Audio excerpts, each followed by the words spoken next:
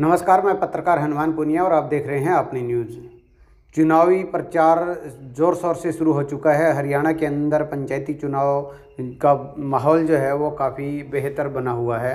ऐसे में आज हमारे साथ मौजूद हैं जोन नंबर 11 से चुनाव मैदान के अंदर सुभद्रा है इनेलो प्रत्याशी और उनके पति जयवीर सिल्लू वो हमारे साथ हैं, उनसे हम बात करते हैं। लेकिन यहाँ एक बड़ी बात बता दें कि इनेलो की टिकट पर ये चुनाव ज़रूर लड़ रहे हैं, लेकिन इनको ये जो टिकट है वो इनेलो ने कम बल्कि गांव ने ज़्यादा दी है। उसका कारण ये है कि इनेलो पार्टी की तरफ से जो है ये कहा गया कि गुड़ियाखेड़ा गांव को हम जिला परिषद की टिकट दे रहे हैं और उसके बाद पूरे गांव के अंदर कई प्रत्याशी के तौर पर खड़े होने चाहते थे। लेकिन उसके बाद क्या हुआ कि गुड़ियाखेड़ा गांव के लोगों की जो सहमति है वो जयवीर सिल्लू पर बनी और यहाँ पर महिला कैंडिडेट होने के नाते उनकी पत्नी सुभद्रा जो है वो चुनाव मैदान में है। तो जयवीर सिल्लू फिलहाल हमारे साथ है, उनसे हम बात करते पूछते हैं किस तरह से क्या वो अपना माहौल मानते हैं और जो टिकट मिली है तो उसमें गाँव वालों का कितना वो सहयोग मानते हैं। जी, सबसे पहले तो मैं यही कहना चाहूँगा कि ये जो टिकट आपको मिली है उसमें सबसे ज़्यादा श्रेय आप किसको देते हैं?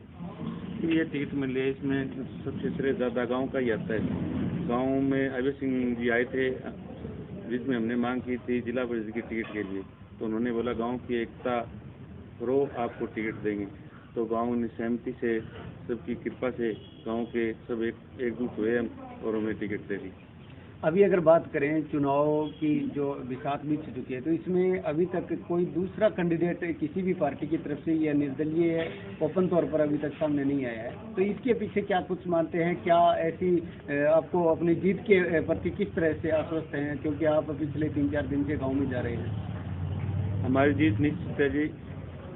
दूसरा प्रत्याशी इसलिए नहीं आ रहा क्योंकि ये इनेलो का गढ़ है, ये निश्चित तौर पर दूसरों को हार दिखाई दे रही है यहाँ पर, तो इसलिए वो बुखलाए हुए हैं, वो टिकट नहीं ले रहे हैं। ये दूसरे पार्टी वाले उन पर थोप रहे हैं भी टिकट ले लो, इसी हमारी जीत बड़ी होगी। अच्छा, इसके अंदर महेंद्र बान्ना यहाँ से उनकी जो पत्नी है रेणु बान्ना वो यहाँ से चुनाव जीती थी पिछली बार, तो कितना का जीत का अंतर रहा था? क्योंकि दर्शकों को मैं बता दूं कि रेणु बान्ना जो है वो जिला प्रमुख भी पिछले 5 साल वो रही हैं। तो ऐसे में ये जो सीट है वो काफ़ी बड़ी सीट इसको कह सकते हैं इनेलो का गढ़ होने के नाते, और यहाँ पर जिला प्रमुख यहाँ से ही रही है पिछले 5 साल के अंदर। तो उस पर आपका क्या कुछ कहना है, कितनी जीत का क्या कुछ अंतर आप मानते हैं? बिल्कुल उस जीत से हम ज़्यादा वोटों से जीतेंगे।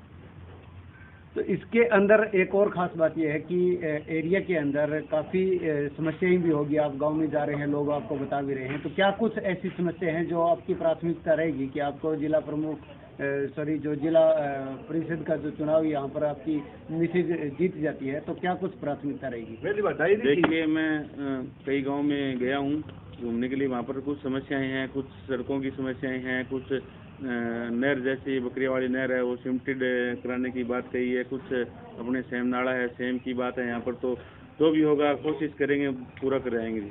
अच्छा, इसके अंदर क्योंकि पिछली बार जो टिकट है वो महेंद्र बान्ना की पत्नी को थी, तो अब की बार जो है वो आपका जो पार्टी के संगठन की अगर बात करें तो सारे जो इनेलो कार्यकर्ता वो एकजुट हैं या फिर इसमें किसी तरह की कोई किंतु परंतु है?